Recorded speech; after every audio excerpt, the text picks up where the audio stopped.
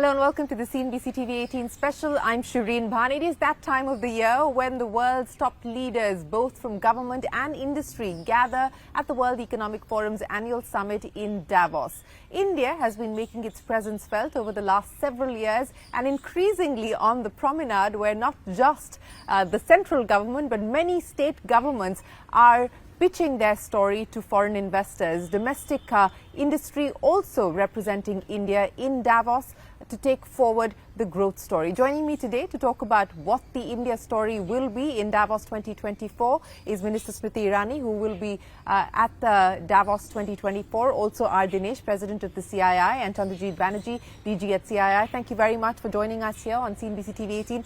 Ms. Irani, let me start by asking you, you were in Davos last year. How different is the story going to be from your perspective to investors? I think Davos last year was about healthcare. Davos last year was about how sustainability is the fulcrum of many in industry. Davos last year was also about the geopolitical headwinds that have become a challenge for many in economies, and how India has emerged as a nation that has fulfilled its promise on reform, but at the same time not in any way readjusted its economy so that its social sector infrastructure is in any way compromised with. Davos this year signals that this will be a conversation centered around technology. And again, as an Indian, I'm extremely proud that we have become one of the global hubs, not only for servicing technology, not only for innovation, but now many companies look at us as the future of technology and human capacity in collaboration with technology. So I think that will be the buzzword. Well, technology will certainly, along with AI, be the buzzword at Davos 2024. Dinesh, let's talk about the India pitch. We go in from a position of strength, given where we find ourselves as far as the economy is concerned. Geopolitical risks, of course, continue with the tensions in the Middle East flaring up. Last year, it was Ukraine. Commodity prices continue to be volatile. So we're used to living in a volatile world. From an industry perspective, what's the hope? What's the expectation this time around? See, actually, if you really look at it, I think India has now really become a trusted partner in more than or many ways, right? First is from the industry perspective, which is where I think we are now become more integrated with global supply chains. The process had started earlier, but now we see the fruition of that. And second, from the aspect of the strategic and the geopolitical reasons. So I think if you look at it, India has arrived both from the credibility and the trust with which we can look at partnerships and approach. So the transition from incredible India to credible India? Actually, you have put the words exactly where we are looking at. So the theme for us for this year is to move from incredible India to the credible India, where we are going to be part of, I would call it, the trusted network of the world and trusted partners in every way which we can, including what the Honorable Minister mentioned. You know, CP, just to take that point forward, the credible India story is not just at the center. It's playing out across states. We've just seen what's happening in vibrant Gujarat with the kind of commitments that investors are making. We've seen what's happened in Tamil Nadu a few days earlier. Again, a similar story playing out there. And in many ways, this is really the story of India as the states rev up their engines of growth as well. So, as you said, that, increasingly we have seen states' presence in Davos, and investment really comes into a state of India, and the next level of reforms or even making processes, ease of doing business, all of that, a lot lies in the state, and some of the states have done indeed very well. And when we talk about credible partnership is not just with the Indian companies, but also to trust a state to be the home of a global company or even an Indian company. So I think the states are gearing up to with their stories, and some of these stories are indeed quite appealing. If you really look at how the infrastructure story of India, which was talked about last year very strongly, we see that happening so much in the states. We see certain reforms which are extremely important, which have been carried forward by the states. Power being a subject which is so much important for the states to take forward. So similarly, we see the states partnering more with the government. So the trust story between the states and the industry and the states and the world is something that, of course, we look at projecting well in the promenade.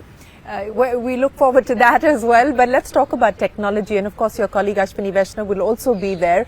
And, you know, the pillars of India's strategy on technology, of course, not just on the services side, but also on trying to move up the value chain via collaborations, partnerships with global capability centers. And we've seen that story play itself out as well. We've got the semiconductor mission. That is a work in progress at this point in time with investment starting. On that front, how confident and optimistic do you feel of being able to draw in incremental or fresh investment? I think that one of the hallmarks and the foundational needs of investment is stability, not only in policy but also the governance structure. Given how 2024 looks like from a general elections perspective, 40 general elections in different parts of the world, including ours.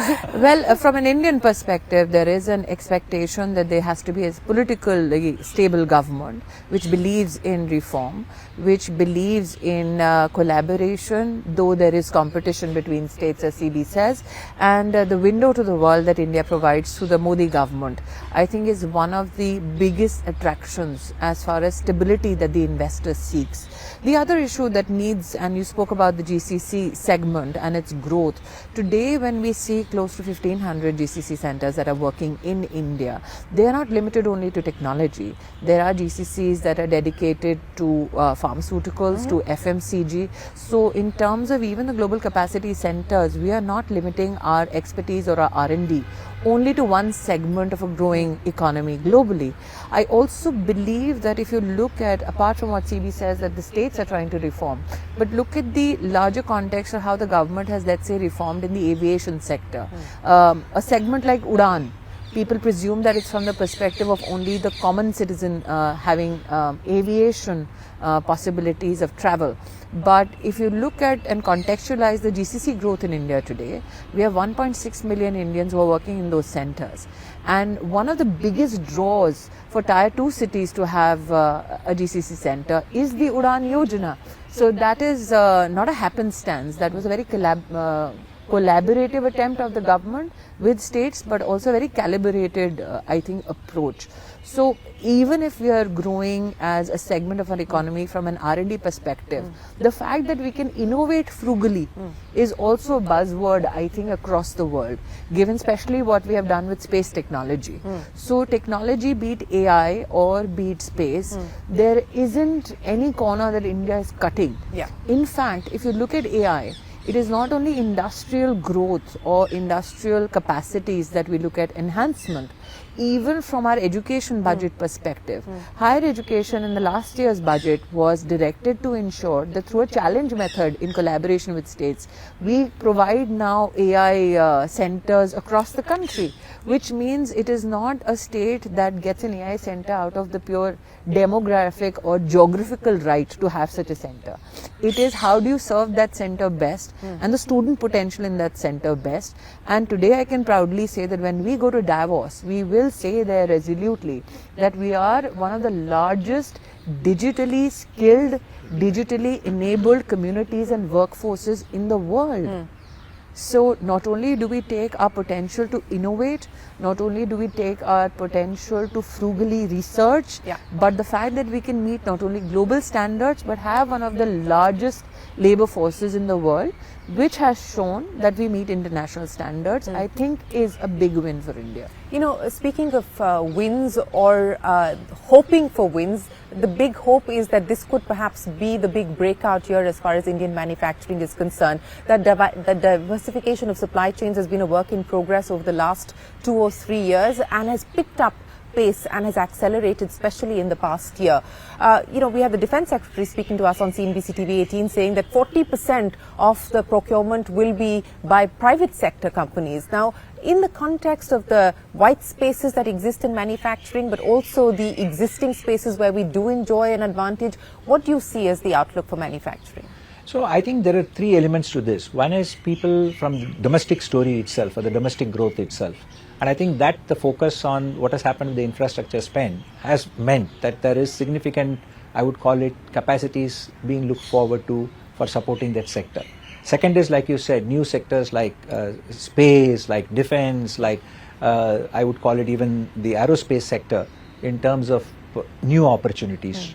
So both from, I would call it the current levels of utilization of capacity from existing companies to the new age approach, I think we are very hopeful that you will not only see significant growth opportunities from the manufacturing side, but also the third bit, which is that India has the hub for the rest of the world. So as people come more and more and invest for the domestic growth, then they see this as an opportunity, because I think the cost of doing business in India is now becoming more and more competitive. So not just make in India for India, but make in India for the world. So I think that's where again the trusted approach or the trusted partner approach makes a difference. So the domestic growth, fulfilling or making possible an opportunity to be part of other global supply chains. You know, CB, we're also just coming off our G20 presidency. The B20, which you were, of course, very closely involved with, had charted out 9 priority areas. And, of course, India has said that we will set up that global center for excellence as well. What's the progress on some of those, and how do you intend to tell that story in Davos as well? So what we see, this time Davos is going to come. Obviously, the difference is going to be it's coming after a phenomenal success story of G20 presidency of India, and B20 was a small part of that entire G20 process. And in that, we had leadership positions where we've seen AI was talked about by the Honourable Minister, areas like sustainability, where again India's both from the policy ecosystem front and also where we are walking the talk, so to say. We have become a global leader. Third, from a back office to a front office, and I think that's what B20, G20 has helped us really put us up into that position. Davos will help us in consolidating that, and the institute and the center of excellence that you are talking about is to see how a global center can be based in India, where the rest of the world participates through India to contribute to the world in areas, be it sustainability, to green, to even learning as to how do we finance growth appropriately, which India's success story, the way it did and during COVID and post-COVID, was just phenomenal. So there is a lot of learnings that can go out from India to the rest of the world, and industry can partner, and that's the story that we are going to look forward to. Well, we look forward to seeing you in Davos and continue this conversation on the India story. Thank you very much for joining us with a very quick preview of what we can expect, and we look forward to continuing this chat when we get to Davos. More on CNBC TV 18 through the week as we bring you live and exclusive coverage of all the action on Davos 2024. From all of us here for now, goodbye. Many thanks for watching.